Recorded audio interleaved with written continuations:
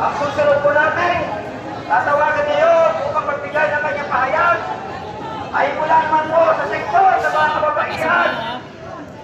Palakpakan po natin, walang iba, kundi si Amo Patrio. Palakpakan po natin.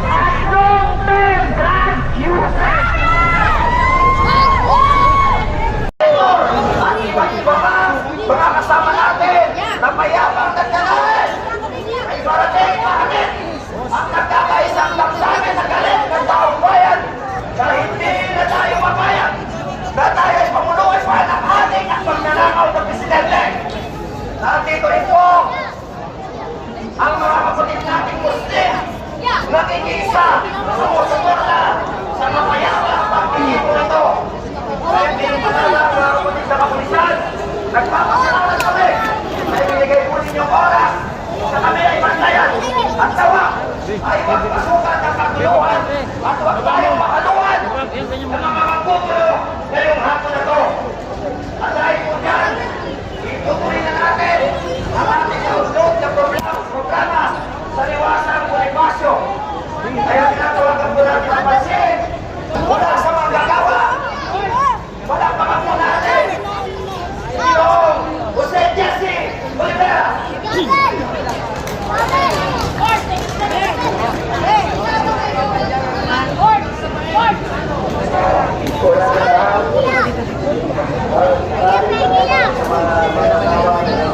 Ngayon, sa sumama, at maraming salamat po sa mga ninyo na dito pa kung ano yung kabahan nila. At dito naman, ating mga kapulisan, maraming salamat sa inyong nasa pagpatukan at ayusan marami ngayong araw nito kung saan ito ay kahawan sa ating magiting na magagawa ng siya at sa Bonifacio. Kaya talupin isipin sa ating gobyerno ngayon sa Luzon, Visayas at Mindanao. Laganap ngayon hindi lang sa pagdadakaw kung hindi tulisan pa. Wala na maasahan ang taong bayan siguro. Kami, mga driver at konduktor, araw-araw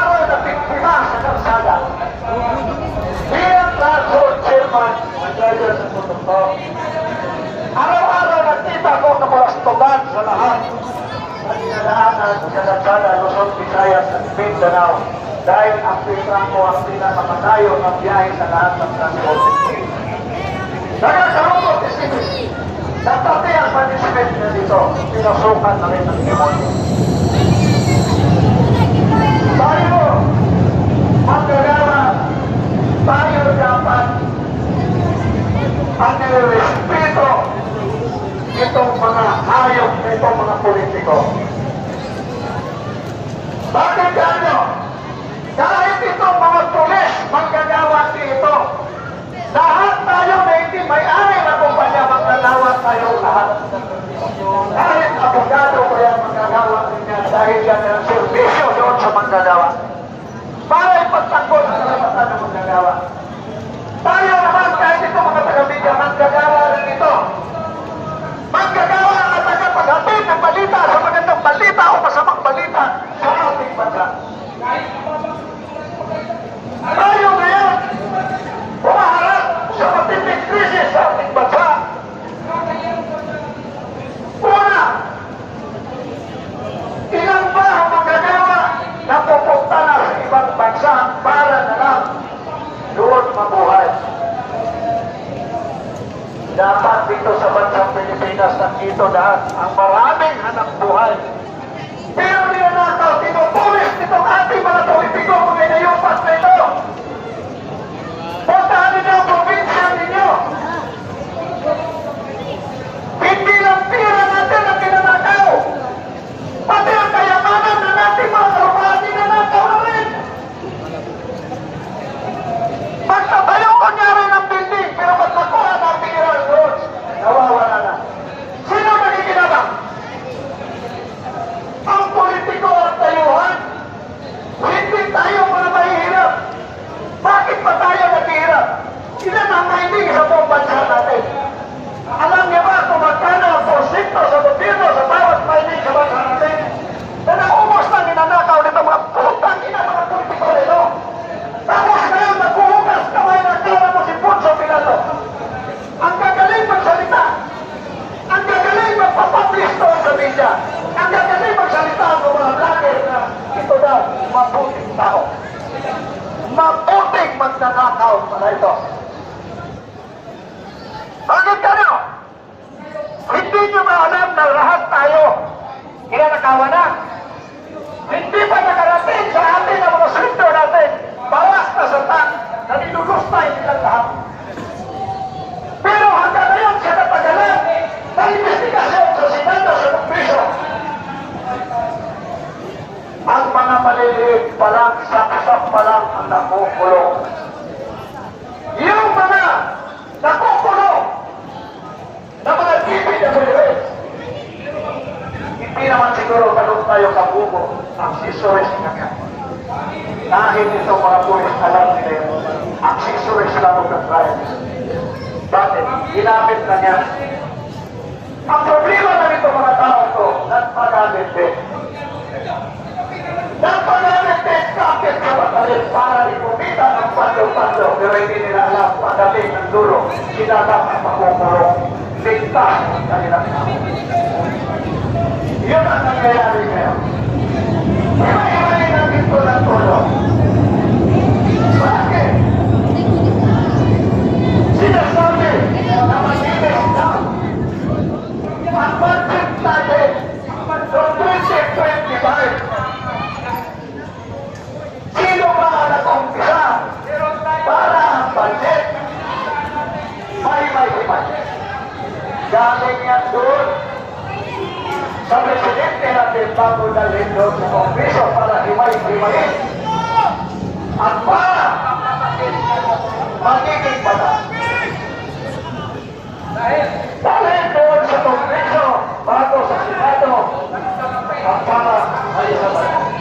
Pero hanggang ngayon nanatili ito na walang saysay. At siguro marami pa magsalita. Maraming salamat.